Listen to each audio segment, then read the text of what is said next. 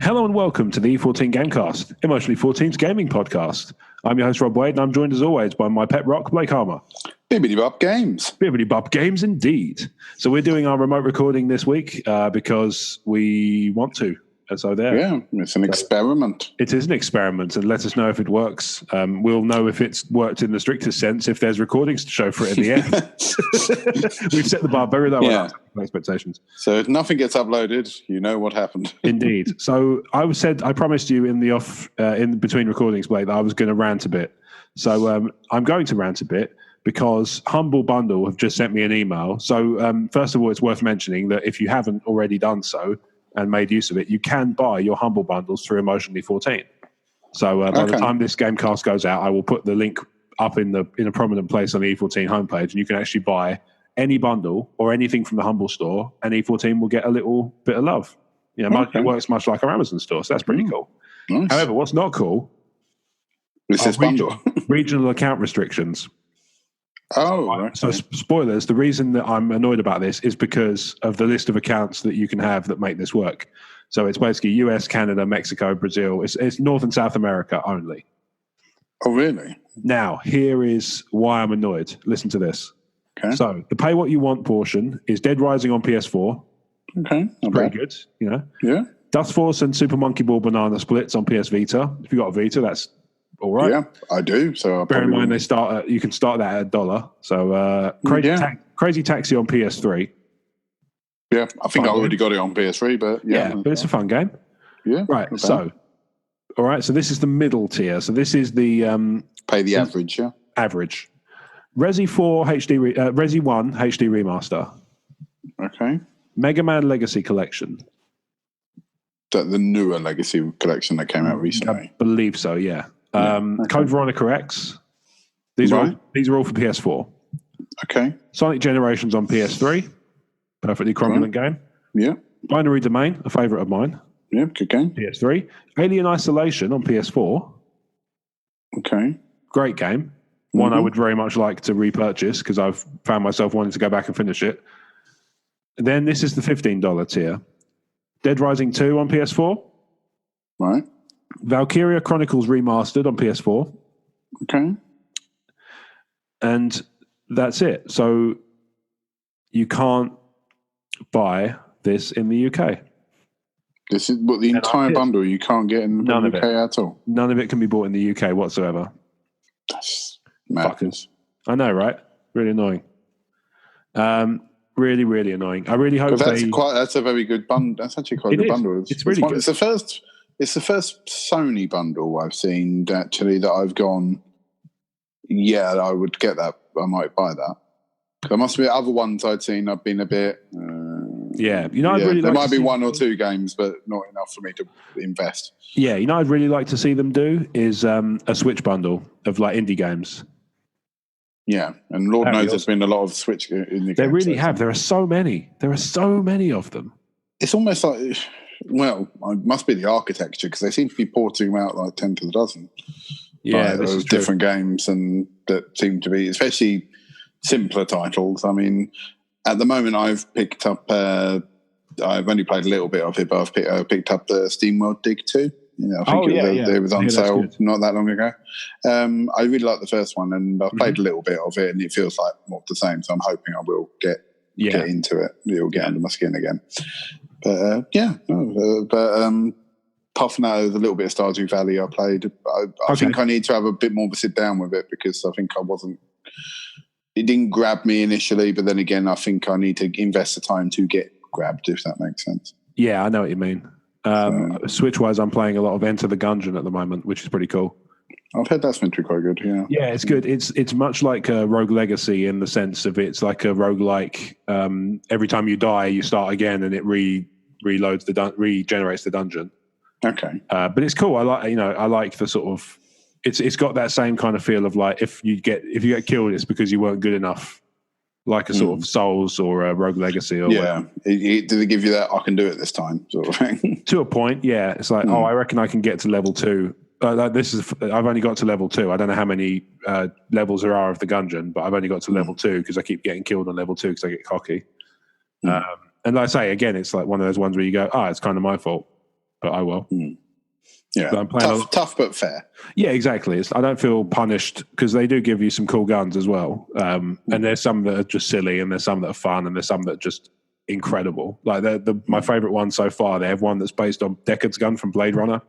Oh, okay. And that just like basically just fires a big bullet out, and then when it hits, it sort of concusses and sort of explode, does like a little bit of splash damage to nearby enemies. So if you just launch it into a crowd, it will take out a few around them as well, which is quite cool. And it's got like different character types that are based on kind of pop culture tropes. So like they've got the Marine who looks like Master Chief stroke Doom Marine. Okay. Yeah. They've got the pilot who looks like Nathan Fillion from Firefly. Okay. And then there's I don't know, there's a female character who I can't work out what she's meant to sort of signify, but she's got a Molotov cocktail and a shotgun, which is pretty cool. Okay. And then there's a hunter who's like a sort of rogue character with a crossbow, and it's got like a pet who sort of digs up treasure and stuff. Okay. There's also a mage, but I think you can only get the mage if you're playing co-op mode. Oh, right. So I don't know about that. But yeah, but I've been playing that because I finally finished Bayonetta and Golf Story. I finished that because that was a big epic I was working my way through. But it is fun. Is Golf Story quite a long game then? It's about, I think I got about 12, 13 hours out of the story. Okay. Because it could quite a hefty length then. Yeah, there's about 6 different golf courses around the map, and you have to go to each one and do some storyline bits, and then you've got some free play stuff where you can go and sort of, there's challenges you can do to get XP, and there's different different types of courses you can do that are sort of variations on the existing course where sort of, you can do it, but you have to hit them. You have to hit it from sort of green to green and into different holes and stuff. That sort of thing. No, it looked quite fun and silly looking at the trailer for it, but not being a massive fan of golf games, I'm not sure if I would enjoy it or not. Yeah, I know. I know what you mean. I am somewhat of a fan because I've played the old Mario golf games on Game Boy and stuff, and they're very similar. I get the feeling, it wouldn't surprise me if the developers were sort of affiliated with the old Mario golf games because they've got that same feel to them, the Game Boy ones. Okay. And then I played Bayonetta HD. I'd forgotten how hard that game is. Oh yeah, and I think my problem was I played that followed by the second one. Yeah, you probably burnt yourself out on. Well, no, I felt that playing through the first one, I've gone, oh bloody hell, this game's hard. I was like, and then a little part of my brain was going, I'd really like this if the game was a little bit easier. And then I played the second one, which is easier, and I was like, oh, actually, I wish it was a bit more challenging. So I think I'd sort of went into that mentality of the first game, and I was like, oh no, actually, maybe I don't want it easier. Maybe my brain was just going, I'm having my ass handed to me all the time. Yeah. I've got to the point now where I don't seem to mind as much games that are too hard for me. Like I've been trying my best to go back into Bloodborne over and over again, even though I get my ass handed to me in the same bits. Have you actually got to the boss yet? No. I've got to the point now, so I'll talk you through. I was going to say it's a long game. Yeah, I know. Be familiar with where I get to. So I've got through the sick room bit with the wolf and go back and die and choose my weapons and shit and come back. Yeah. I go through the first bit of Yemen or whatever it's called, and you get to the bit where there's loads of people and they just wander off towards the back of the map. Yeah, where there's the big pyre. Yeah, where there's the big pyre. Before I get there, I usually get ambushed by about 4 of them, and they all attack in a certain way that just I can't seem to dodge all of them at once. Yeah. As a hint for you, as someone who play it, because normally you get a few of them and they back up, but if you start to intercept them, they'll mob you and kill you. Yes. Use the stones. You pick stones. Yeah, if you get given like stones or things, if you throw it at them, you can draw bad guys towards you and fight them one at a time. Oh, okay, that's good to know. So play the long game.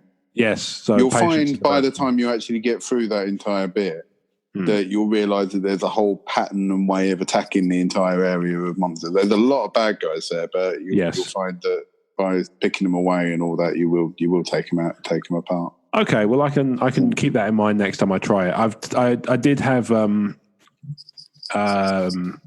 on my hard drive as well, but Yeah, it is. It's a little bit more forgiving than Bloodborne is, I would say. A little bit, but I've still given up on it because I've not got room in my gameplay for 2 games that are very similar. So I've decided to delete my hard drive for now and then come back to it if I get any further or give up with Bloodborne. Because the difference, if you give up with Bloodborne, give Nier a go. I think you'll probably get further on with it. Yeah, I think you're right. Than you did, because whilst it's still challenging, and don't get me wrong, and you still got to take your time and pace yourself and take each area as it comes. I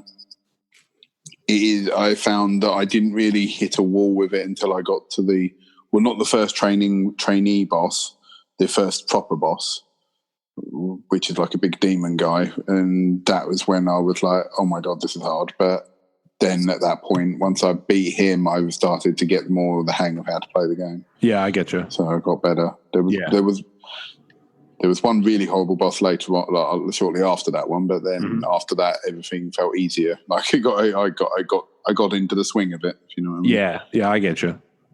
Yeah, I've kind of deleted it off my hard drive for now, and my plan is to sort of to tackle it again later if I either if I finish Bloodborne or if I just give up on it completely.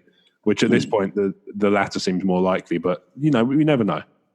Yeah. Well, keep up with it. I mean, I'm always happy to help coach you, to a degree. It might have to be done. I mean, I almost rage quit and returned Bloodborne when I was playing it. So, I think it took Joe to help me through it. So once I got help from Joe, so that's why I'm a bit like, I'm happy to try and help you through it. Yeah, I do want to get further because when I played it at your house, didn't I, for a little while? And that was much further into the game and there was more to it and I was having more fun. So I feel like I do want to get through this bit because if I get through and the game opens out a little bit, I might have more fun with it. Yeah, it's getting there, and I think sometimes you might want to go back when you find like an easier bit. You might want to go back and like grind them up to level up at those other bits and stuff like that. But it's getting there. Yeah, I do see your point. Yeah, this is it. The other game I played recently, which was a bit of a out of the blue one, which I really liked, was Trials of the Blood Dragon. Sorry, I was thinking of Blood Dragon. Yeah, well, that's a great game too. But this, I haven't tried Trials of the Blood Dragon yet. Is it good? I was expecting it to be really fiddly because, like you've seen in the trailers, it's a combination of the Trials driving and the guns. But actually, it's a lot less fiddly and a lot more forgiving than I thought it would be. And actually, it's really, really fun. It's got a story, and it's kind of cool. And it's it's a little bit like silly in places, but then it's Blood Dragon. That's sort of to be expected. Yeah. Do they follow like Rex Power Cult and all that? No, actually, it follows his kids. Oh, okay. He has a couple of. The story goes. I can do this without spoilers. The story goes that he has a couple of kids with Dr. Darling, and then he goes missing, and it's up to the kids to. No, he's dead. He's killed in action, and then it's up to the kids to basically sort of piece it together. I think something like that. So, I think I'm trying to remember. I know how the story ends up. I'm just trying to go back and think how it starts, but that's roughly how I remember it. Something along those lines. Yeah, I will give it a try. I know I've got it on the pile because of Games with Gold, but well, that's where I got it from. So I'm trying my best to sort of make time to go through some of my backlog stuff. I don't know if you saw. I've got this thing on Twitter now. What I'm going to do is it's called like Rob's Randoms. And what I'm going to do is when I can't decide what to play, if there's something particular I want to play, I'll play it. But if I can't decide, and I've got lots of games to choose from between Games with Gold, PlayStation Plus, the games I own, Steam, backwards compatible, Steam, all that stuff. Because of all those things, I think the best solution I can come up with is to leave it to complete random chance. So in the past, I've used Jen as my selector. Pick a number between whatever, yeah, but I don't think that's fair on her. So what I've decided to do is leave it to random chance. So I've got a random number generator on my phone. I feed in the number of games I've got to choose from, and it picks me a game on that list. And I can't, it's just random chance. So that's the one you're going to play. I just play it. Yeah. So I've chosen I've chosen the number generator has chosen Hitman Absolution on 360 as my next game. Oh, okay. Yeah. I played the tutorial. I played the tutorial. And I really liked it. so far. It's very smooth. The controls are very, very smooth, which is something I look for in a game. Yeah, I think I played a bit of Absolution, but I think my problem with Hitman games in general is that I don't have the patience for them. Yeah, it does take a certain mindset of like, I'm willing to wait for that person to go around the block 3 more times to figure out the best way to take him down. Yeah, I'm more of I'm going to try this. Oh, I fucked it up. Oh, I might as well shoot everyone in the world. I did do that on one bit of the tutorial. I seem to recall. I had to. It's not so much I had to shoot everybody in the world, but I was like, oh, bollocks, somebody saw me. Looks like I'm killing 2 people. Oh, yeah, no, I was fine. I remember having... Yeah, with the tutorial, I think it's all right because it sort of eases you in about the whole like pulling the guy out the window and all that sort of thing in the tutorial. Yeah. And then I was okay for that part, but then it was, and then I think it was like, I don't know if it's you're forced to go through it or I botched something up. I remember having quite a large firefight in the middle of the kitchen. And then I got to the actual first proper level. I played that once, got spotted within like 2 seconds, and I was just like, oh, well, fuck this. So Yeah, especially as I didn't know what I did wrong, I just got spotted. Yeah, there's times like that where it's, and it happens in other games as well. Like I remember when I was playing Mafia 3, that happened a few times where it sort of fit to a point where I was like, oh, I guess it's because I'm in the sort of late 60s. It's all the race relations are a bit tense, and they're spotting me because they're looking at me already because they're a little bit racist. So they weren't racist back then. What are you talking about? No, I know, right? It's weird. It's all this extra fiction stuff in. It's very odd. I kid. But yeah, I remember that being sort of, there was times where it seemed unfair, where it was like, I feel like you've really, really sort of glommed onto this spotting me thing. That seems a little unfair, but Yeah, that's the thing. That's the thing with Hitman. I feel like really they're always made to feel like in control, like puzzle games, like action games, but really they are puzzle games, really. In a way, they kind of are. Yeah, I agree that that you sort of have to pick your spot and you have to choose your moment very carefully and go in and sort of take them out. That's why I liked Hitman Go, the mobile one. Oh yeah, I had a lot more fun with that than I do the actual other. Because again, it's exactly as you've described. It's a Hitman puzzle game, but it's not pretending to be. You know what I mean? It's like it sort of boiled it down. It sort of boils it down to its core mechanics, really. Yeah, it's not under any illusions about like, no, this is a different type of. This is a stealth action game. This is like, no, this is a puzzle game. You can, to get through, you have to solve the puzzle. So puzzles. And even though I know Hitman has multiple ways of killing your target and all that, part of me is going like, yeah, but you sort of have to take the clothes off someone else to do this and do that. Yeah. So there is still a methodical way of doing it. Yeah, that was one thing that I found weird about the Absolution tutorial. Was a couple of times where it would go like, you need to put the disguise on because otherwise you won't blend in. I was like, okay, that makes sense. I will do that. Put it on, and they're like, you are not blending in. I was like, what else can I do? Do I need to is there like a small talk button I'm missing? Like, hey, how about that sports team, guys? Did anybody catch the game of sports last night? You looked like a bald assassin in a jumpsuit. Why does that security guard have a barcode on the back of his head? It's a sentimental tattoo. My mum was a bag of Watsits. That explains a lot. On you go. But yeah, how can I stay mad at you for grotting Tim? Yeah, indeed. It's a good game from what I've played so far. So I'm looking forward to getting some more time into it. Like it's definitely, I've had more joy with games this year in terms of getting some done than I have with TV series. I don't think I've finished a single one this year. Normally I'd have Game of Thrones to sort of top me up, but I haven't. No, I've been slowly working my way through a couple of like TV series, but I've not really. I think bar from catching up to date with, well, as far as Netflix is concerned, obviously I know it's further ahead. Yeah, normally, but I'm up to date with Netflix on like Brooklyn now. And, nice. Yeah, I mean, just before I did this, I tried an episode of One Punch Man. Oh yeah, is that any good? I quite liked it. It's enough to make me carry on watching because as I said, I only watched the first episode. But, yeah, we've talked about before how a bad pilot can just really put you off. Yeah, this one was okay, and it made me. It's held my interest enough, even though not a lot really happened. It's a bit like Dragon Ball Z if it was a comedy.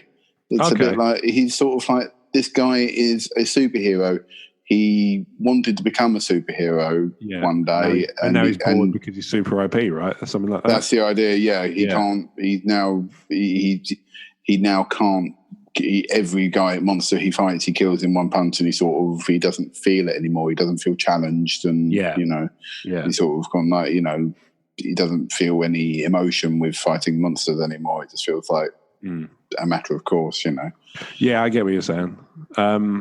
But there were a few bits where it was funny, like there was but there were a couple of bits that made me smile, and it wasn't like for God's sake, Japan comedy either. It was okay. Less of that. That's cool. But game wise, are you playing anything else at the moment that's caught your interest? At the moment, I've finished a couple of games recently. I finished the second Wolfenstein, so the new Colossus. Oh, nice. How is that? But, I really enjoyed it. It's basically more of the same. Okay. It's just as, if anything, it gets more and more mental, because I think I won't spoil too much, but Blazkowicz gets beaten up more and more as the game goes on. Oh, okay. Yeah. I mean, he's already quite beaten up by the end of the first game, to be honest. Yeah, he's been through some shit. But but it is more of the same. It's the same sort of cover mechanics, and it makes it a little bit easier because you actually do pick up some stuff as you run over it now. Because I don't remember that being. I thought you always used to have to keep spanning the pickup button to pick up everything. And whilst you do a lot of that, still some things you can run over and it will still pick up, like some health and some armor.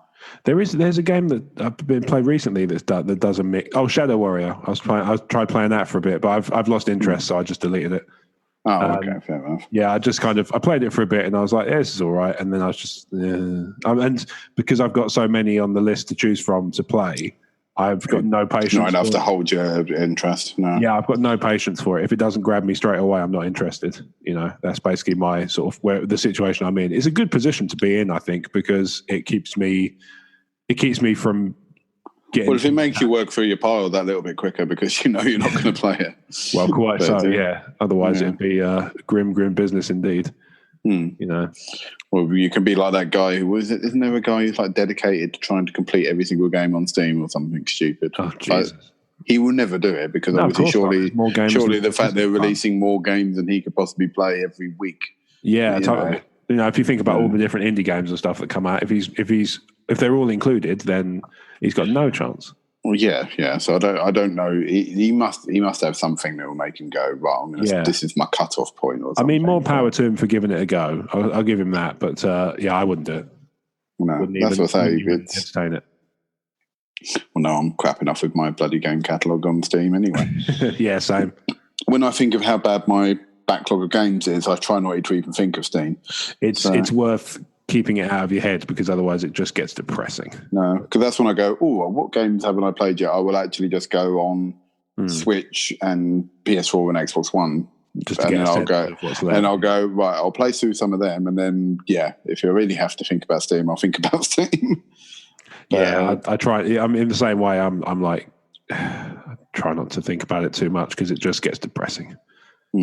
So there's that, Yeah, but Wolfenstein is good fun. I do recommend it, especially as I think you can pick it up fairly cheap now anyway. I think when I picked it up, I picked it up for about 15 quid anyway. So, if you love the first one, there's nothing radically new about it. There's like a couple of new little mechanics here and there, but they're just sort of like special abilities and stuff like that that you can pick up as you go along.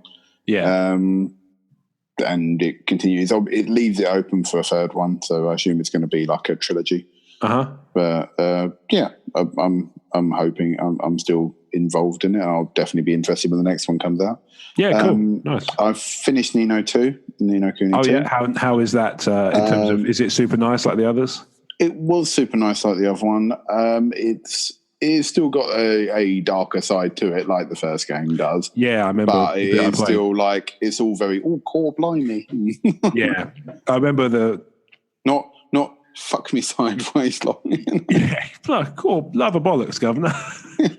Yeah, I remember when Wally boy, fuck me sideways. First time we talked about it, we had quite a lengthy discussion on one of the early Gamecasts about Ni no Kuni 1, and you were like, it's so fucking nice. And I played a bit of it, and like in the first 10 minutes, his mum was dead, and I was like, what's Blake's idea of nice? Yeah, that bit is a monster. Is down, but no, I mean, yeah, the majority of the game is very much like that. It's all very Ghibli-esque, la la la la la la sort of thing. Yeah, I know the kind of thing you mean. Yeah, I enjoyed the game. It's not as good as the first one. Okay. The combat is more real time, but I think as a result, you can get a bit easier because obviously, even if you're fighting high level baddies, you can still technically beat them if you're good enough at dodging and good enough. Yeah, so it's like Breath of the Wild, because you can obviously do that. You can go straight to Ganon if you really want to. Yeah, and it'll just be balls to the wall hard. Yeah, Can be done. I mean, I did watch a video of someone do that, and full power to them. I don't know how the hell they did it. Totally, I can't get my head around it personally, but more power to anybody who can do that stuff, because it is just really impressive. Yeah, I mean, I did beat the game, but I did make sure I was pretty fucking hard by the time I decided to go do it. Quite so, yeah. I mean, also I had done all the other bosses, because that's the thing. I saw these guys do it and fight all the other bosses with Dark Cannon. Yeah, so it's very impressive. You know, I can't fathom when I see people like, this person beat Dark Souls with a Donkey Kong drum. I'm like, well done. Because that's full power too. Yeah, probably while impressive. Naked and with his fists as well. So obviously, no armor and no because no weaponry. That's the other thing. Is like there was one I saw in the news a couple of months ago. Managed to complete Dark Souls 3 without being hit. Bloody hell! Without a single hit. I think it was Dark Souls 3 without taking a single hit. I was like, that's ridiculous. I can't even get through Bloodborne's first part without getting my ass handed to me 8 times in a week. No, that's not human. No, it's ridiculous. They must play no other game. I'm sorry. Yeah, indeed. They must spend days and days and days and days. Maybe it's monetized some way. Maybe they've got a Twitch following or something that sort of keeps them engaged and keeps them that's trying. The thing there would be a line where I go, it's just not fun. Yeah, exactly. Yeah. For me, there's a point where it's like, I am not enjoying this anymore. Goodbye, game, from my hard drive. Bye-bye. Yeah, well, games like Dark Souls, Bloodborne, the sense of accomplishment comes from overcoming a certain area of a game. You go, yes, I've done it, and I've got to the next, bonfire or whatever it is in I can't remember what they call it in Bloodborne off the top of my head. They're like lanterns with hands coming out, aren't they? Yeah, the next lantern, I think it's called, or whatever. Yeah, maybe it's just lantern. Who knows? Yeah, but it's basically the bonfire. So getting from one area to the next, when you see it, you go, oh, thank Christ, I finally made it to that next bit. You can, or you can find a shortcut to go back to another one. You're like, oh yeah, great. So, but yeah, with to play that game all the time, because that would just destroy me. I think, especially to get through the entire game. Yeah, that's the thing. If he's trying to get through the entire game without taking a single hit, if he got 3/4 through the game and then took a hit, would you you'd have to start? I don't know if you'd start again, or would you go back to checkpoint and start from the last one, or I don't know. Yeah, that's the thing. Where's your motivation? Would you go like, no, I have to draw a new character and start the entire thing again? Yeah, but then I suppose maybe you would only go for it if you were so confident you could do it.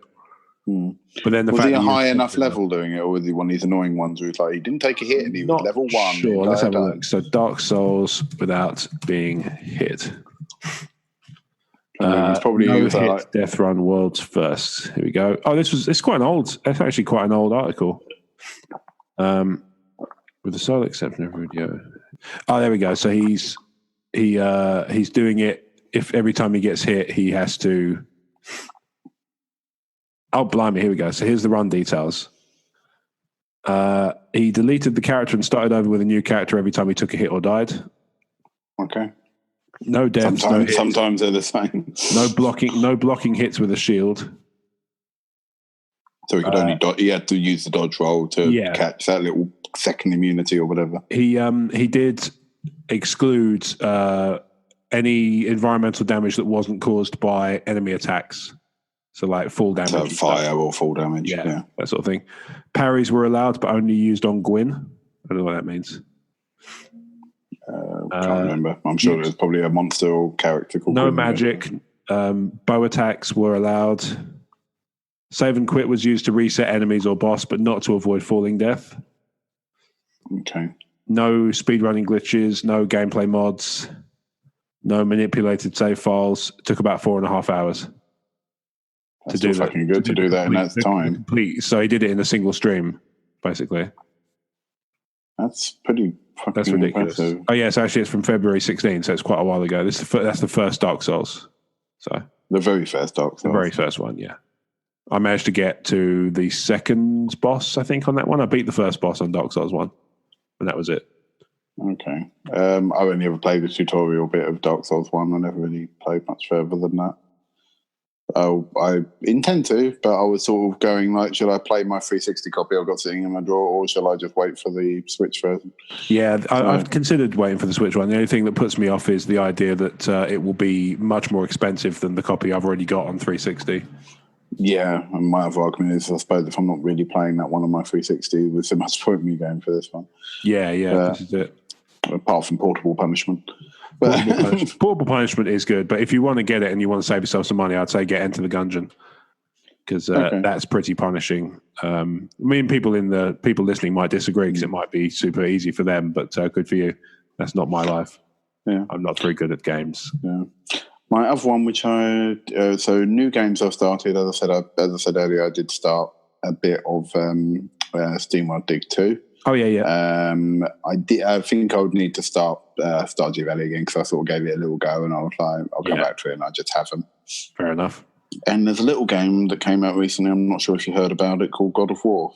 I've heard it. Yeah, that name's popped up once or twice. It's not. It's very rare. It's not appeared in my newsfeed at all. No, I know, right? Everybody's been really restrained about it. Yeah. There's been nothing on YouTube, nothing on anything. So no, everybody's been super quiet about it. Yeah. No reviews and no nothing. It's like it's just sort of slipped out. If you pardon the expression. No, yeah.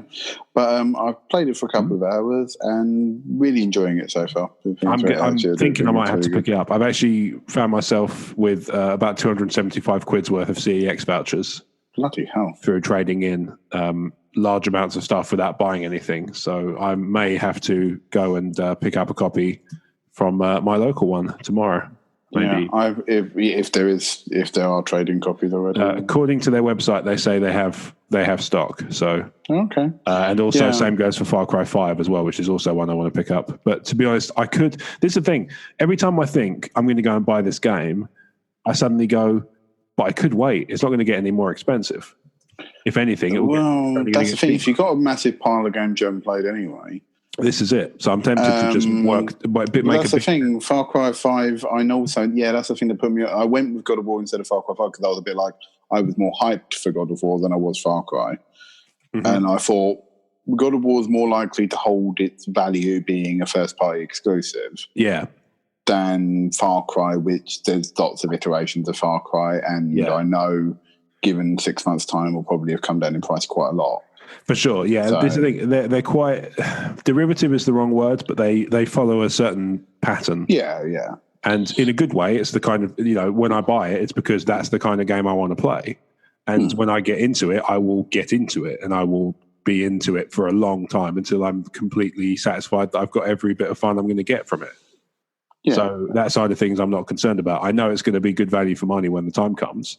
It's just now I'm sitting there, like I say, I'm sitting there thinking, this month, the value in my credit store is not going to go down because it's already been traded in. No, whereas the value of the goods that I'm going to buy with those things, if I wait a little longer, I can get way more for my money. Yeah. So you might as well carry on burning through your other games and go forward from there. And also, as I burn through more discs, I will get more trading credit.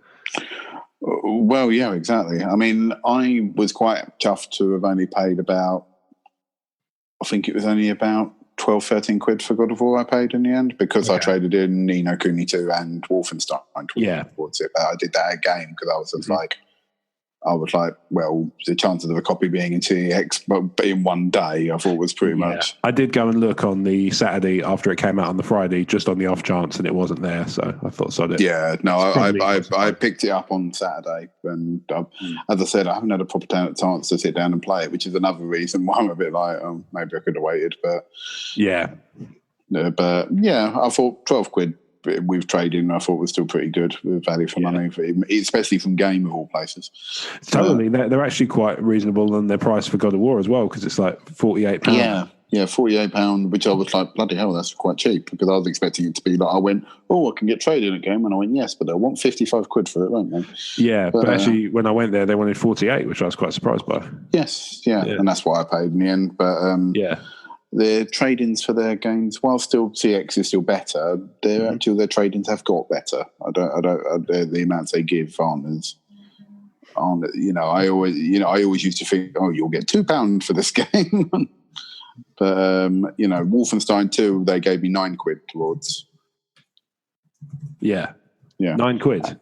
Yeah, they gave me 9 quid for Wolfenstein 2, which I thought was pretty good considering it dropped in price very fast. And I thought and especially if I paid 15 in TX for it, I think to get 9 quid back on it. Yeah. Even after that, I thought it was quite impressive.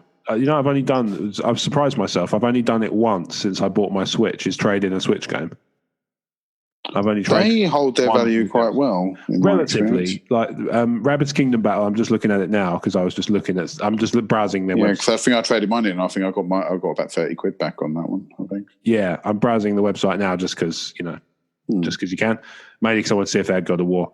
I did trade in. I felt a little bit bad about this. How long is too long? If somebody gets you, let's say somebody gets you a game for your birthday or for Christmas.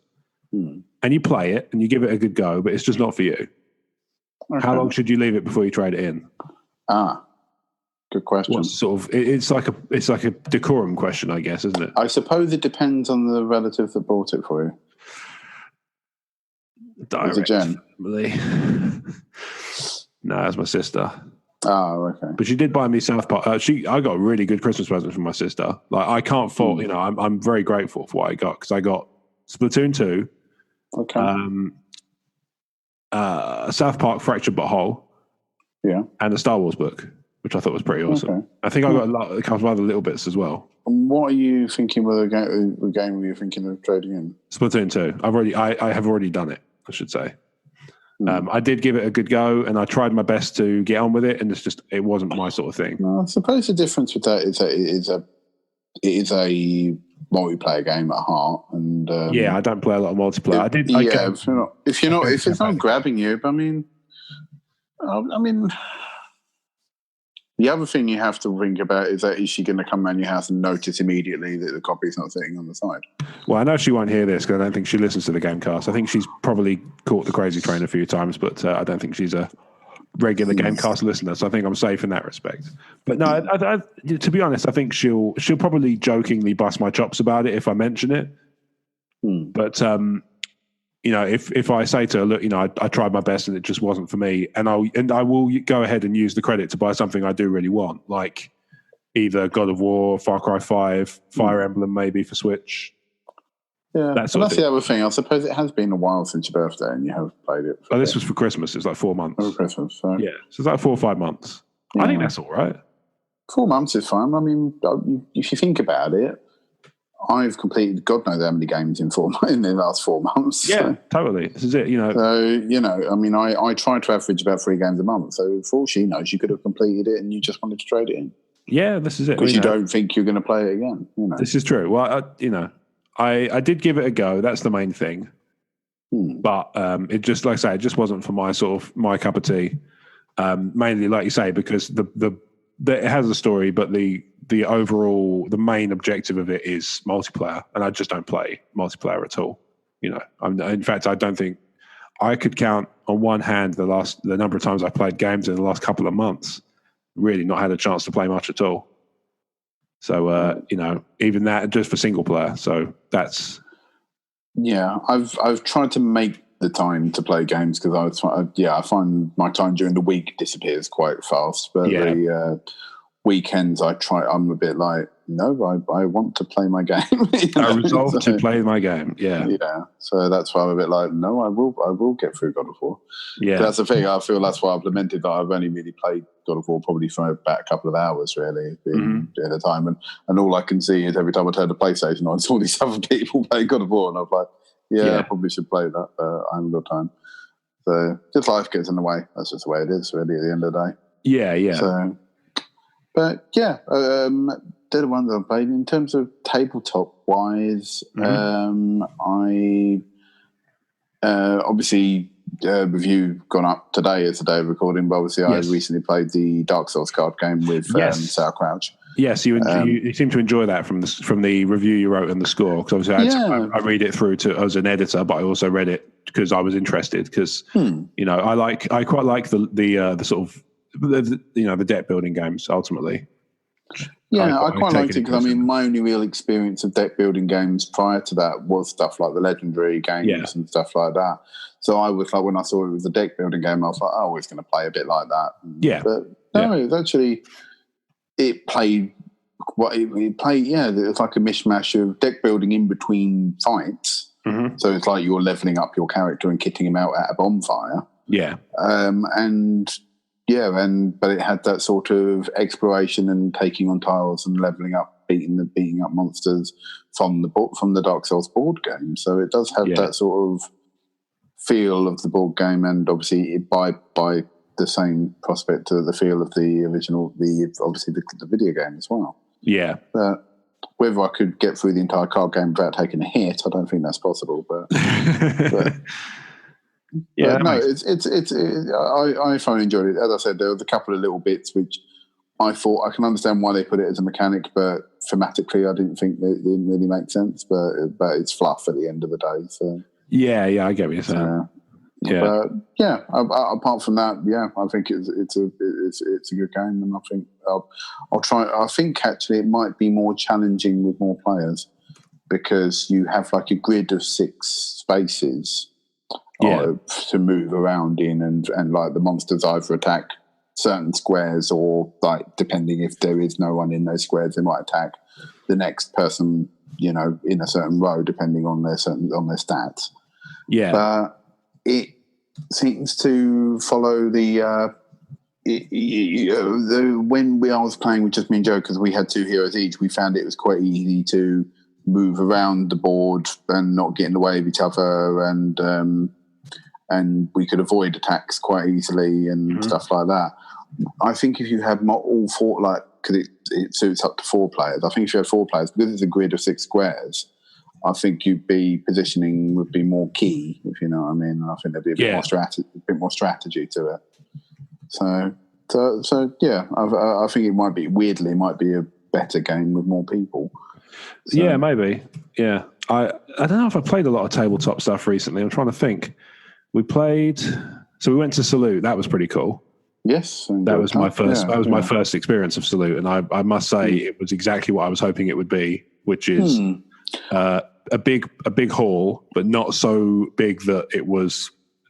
But the problem I have is I don't do well at things like Comic-Con because it's very cramped. Big. Yeah, it's big, but it's really cramped, and a lot of people go. Salute was like similar but not the same, so there was a lot of stuff going on in terms of there was loads of stands to visit and loads of things to see. Yeah, it's supposed to be more spaced out though, isn't it? Yeah, exactly. So I was really, really happy with that because I don't do so well in the sort of tightly packed crowds. I personally love Salute. Yeah, because I think it just seems to be more stuff there, and it's a bigger spectacle. I think especially when you compare it to all the other like board gaming cons we've been to, like obviously Crystal Palace, the one in Crystal Palace, and Selwig, and like Broadside, which is really interesting, which is good, perfectly fine for a local one, so. And definitely has a lot there. Yeah, for considering the size and that. But I mean, I find with some of the ones, I remember when Brad started going to a lot of these ones, they were going to loads of different ones, and after a while, I was a bit like, there's only really 3 I want to go to. There's Broadside, Yeah.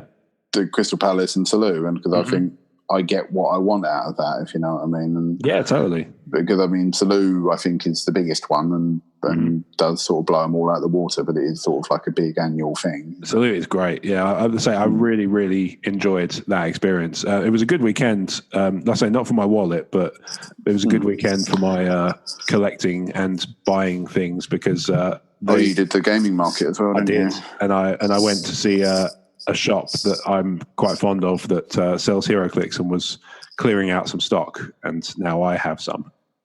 Yes, I saw the pictures. You've got a massive collection of. Yeah, and actually, those pictures I realised after I posted them on Instagram that a lot of those pictures were missing a few bits because I'd forgotten to take pictures. I thought I'd taken pictures of them, and I hadn't. So there's actually stuff in there you can see it in the shot, so it's not like it's not completely missed, but it's not. There's not like a focusing. Like for example, I got like 8 boosters of HeroClix, but you wouldn't know it from looking because they're not in shot at any point directly. They're all sort of in the background. Oh, okay. Was there some of the ones? Because was this a store that sells like their like the chases that we saw before? Yeah, the ones we bought the gravity feeds from. Because I saw that you had, is it Mordu? Morlan, that's the one. Sorry. Yeah. I bought rare super. I think he's super rare. Or he's like he's a Morlan. He's really good. I saw him in. I know he's quite a valuable piece. So. Yeah, your dad's got one, and I remember playing against him and going, "Oh, I like him. I want to get one." Yeah, because he starts off his click one is damage. It's like wow. Yeah, but he does start. I think he starts on 4 and starts to work his way up. Oh yeah, he's like vampiric, isn't he? Yes, yeah. But I also bought little things like I bought a lizard because even though he was only a normal rare, but I don't have a lizard, and I've always wanted one, so now I've got one. I'm not sure if I have a lizard actually. No, I wanted to get the one from Amazing Spider-Man at one point, but he was always quite expensive or fiddly to get hold of. And then I saw that one, and it was a few quid, so I thought, sod it. And I got my Chase Shazam, the world's finest Shazam. He's pretty cool. Nice. I saw him, and I was like, oh, I might have to. I can't remember what else I bought. Oh, I bought Talon from the Court of Owls, so now I've got the full set of Court of Owls characters. Okay, nice. This is all thrilling, obviously, for the listeners, I know. Moon Knight and an ID card for Moon Knight. The Spider-Man, the super rare Spider-Man one. Okay.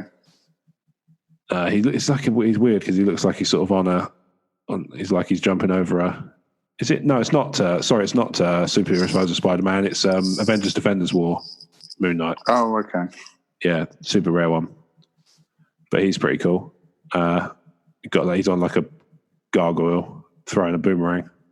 Right. Reasons. You know, Moon Knight doesn't need reasons, silly things like that. But yeah, I'd say. Oh, and Count Nefaria as well, because I have the old Invincible Iron Man one. Okay. But they've got one in the new. They've got one in the new set, which is 200 points to give you an idea. And obviously, the New Balance is quite. That's very bitey. Yes. So he can use regen and invulnerability, and when he regens with 1 action token, he doesn't subtract his 2, so he can roll a 6. Yeah. Okay. He sounds pretty cool. He can get to fuck Ireland then. Yeah, basically. So I bought a load of blind bag ones. I haven't opened those yet. I bought a lot of the Turtles blind bags, the ones we used to buy from him. Yes, I saw you had quite a few of them. I bought, I think I did them a deal because they were closing down basically over time. And they were getting rid of as much stock as they could. So I made them an offer for a big bundle and got 20 gravity feeds out of it. So I've got, I think, about 14 Turtles and 6 Batman Supermans. Okay. Mainly because I want to see if I can get another one of those armored suit Batmans because they're pretty cool. And I've got all those miniatures for DC Miniatures Universe game now as well, which is pretty cool. Yes, and obviously you got your Walking Dead stuff from Salou as well. I did get some Walking Dead stuff, yes, from the All Out War. The All Out War tabletop game. So I got some of that. I got a couple of miniatures to top up my Blood Bowl team because I'm going to convert normal elves into dark elves. But in order to do that, I needed some characters to fill the gaps of like assassins and witch elves and stuff. So I thought I would do that. And so I have. Yeah. All we got was, we haven't played it yet, but me and Joe went halves on getting a copy of Guild Ball. Oh yes, I saw that. Yeah. So, that was there. That's right. Yeah, that's why. Yeah, that's how I saw That's it. how you did it. I was there. Yeah, so obviously we quite like the look of it. It's like a fantasy football style game, a bit like Blood Bowl, I suppose, but it's more if it was five-a-side football than it was. It's got more of. It strikes me as more of a steampunk vibe than a sort of fantasy. Yes, rather than fantasy orcs and goblins, it seems to be more, like guys with big hammers and more mechanical arms and stuff like that, which is cool. But yeah, no, so I'm liking the look of it, and obviously I'm going to keep an eye. I'm hoping to get a game with him soon, so hopefully I can report back on that soon. Yeah, cool, man. But no, it should be good fun. I'm sure the listeners will be interested to know as well. Yeah. I mean, I know Guild Ball's been going on for a while now, and it's developed a bit of a following, but it's not one I've only recently decided to take the plunge on. Yeah, I know what you mean. It's one of those. There's a few games like that. It's like the Batman, like I say, the Batman miniatures game. I've always eyed it up in shops. And that's been quite big, obviously. Never taken a punt. And then I just saw a few. I had always said when I saw that they did a Constantine, that if the price was right, I'd be tempted to just go for him just to have. Yeah. And then I looked, and the price wasn't really right for that. But then we were talking, and Brad and Ian both showed an interest in getting some models. And I thought, you know what, fuck it. Worst case scenario, I buy a few. I don't enjoy the game. And then after that, I've got a Constantine, and I never, if I don't enjoy it, I won't play it again. But I have a feeling I probably will enjoy it. So we'll see. Yeah, I mean, I know Brad's been reading up on it because I'm putting some of the models together. But yeah, he said it sounds like it should be a pretty good game. So. Yeah, exactly. So I'm sure we'll have plenty to enthuse about when it comes to, upcoming games and stuff. But I think that's a good, some good games we've been gaming, and people can get a good. I think the only other thing, and it took us about 2.5 years to get to that point for a different reason. It shouldn't have took us 2.5 years, but we finally finished our Imperial Assault campaign. Oh yes, I saw that on Brad's Instagram. Yeah, it didn't end well. Basically, Darth Vader turned up at the end and made us his bitch. So basically the last 5 minutes of Rogue One, then. Yeah, pretty much. All right, well, that's quite nice thematics. It's good in that respect. It's good in the thematic respect. Yeah, and I can hear that you're outside. It's just as usual. Yeah, I've got the speeder bikes of Endor going around doing nothing. But what can I do except tell him to shut the fuck up? So, are there any upcoming releases you're excited for? I mean, the demo for Detroit went live today. Yes, which is the one I played at EGX by the looks of it. Oh, is it? Okay. It's the hostage negotiation bit. Oh, is that the one they showed off at E3 last year? Yeah. Okay, I did wonder if that might be the one they'd go for, and that does make sense. I really enjoyed. I played the demo, and I was like, well, when I played at EGX and I came off the booth, I was like, that was amazing. Yeah. So. I'm looking forward to it. I think it's one of those ones that Jen will really get into because she likes this sort of the heavily story-driven games, which is why we've been playing. We still haven't finished it. We were playing the Walking Dead Series 3. Okay. And that's why I bought, even though she's not a big Minecraft person, I sent you a link to it. Yeah. The Telltale season pass for all 8 episodes of the Minecraft series. I bought that because I think, for the sake of the price I paid, which was just over £5, if she does good value for money. Yeah, if she doesn't dig it, I'll live. For £5, I've taken a punt. And to be honest, even if she doesn't dig it, then I can always play it when she's not here. So yeah, I'm sure. I mean, we played the first 2 episodes and we were enjoying it, but I must admit we haven't gone back to it. I don't know why. Different things got in the way. I don't think it was any particular reason for it. No. I think it's one of those things, isn't it? So.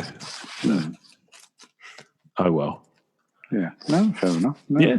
Cool. Well, let's say that's given you, dear listeners, an insight into our gaming past, present, and future. So if you have enjoyed what you've listened to, it's a little bit of a weird one, but bear with us because obviously we're trying to do a different recording setup. So, like I say, bear with us. Let us know if it works just as well for you and stuff like that. Then let us know because it would be useful to know because it'd be nice to know if we can do this again, if circumstances require it, or if it's easier or whatever.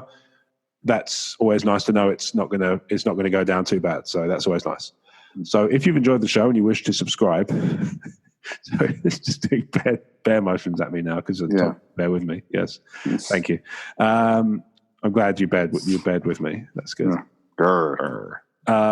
So if you've enjoyed the show and you wish to subscribe, you can do so by visiting us on some of the various outlets outside the internet, some of which I'm going to list for you now. So there's Apple Podcasts, Podbean, Spotify, Stitcher, Podchaser, Libsyn, YouTube, Podcast Addict, Podcast Republic.